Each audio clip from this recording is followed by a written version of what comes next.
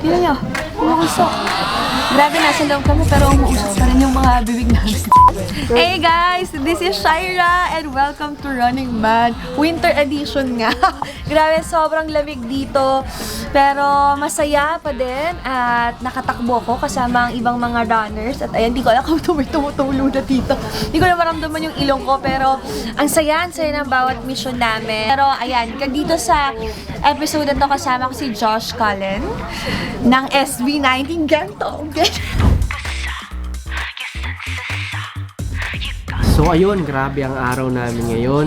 Nagsimula sa... Ayan, kita nyo na siguro isa sa mga hint na pwede ko sabihin. Medyo hindi ko kinakaya ang lamig kung nasan kami ngayon. Pero grabe ang intense ng laban. Nagkakasakitan na. At syempre puno pa rin ng katatawanan. Pero ang importante, lahat kami dito masaya.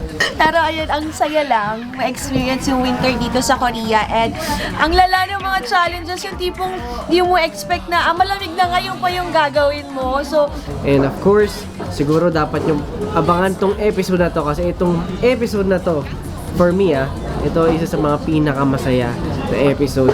ang dami pang nanggugulo. Tapos dito, siguro dapat nilang makita kung paano ako mabulunan. Muntik na akong ma-choke. Pero ayun, maganda experience. Pero nakakatakot kasi kala ko hindi ko siya magagawa. Kala ko masusuka na ako ng gusto. Fighting! At dito sa episode na to, syempre meron din tayo isang special guest. Makakasama ko si Shaira. Tumutok, mag-abang, at tayo mag-enjoy lahat.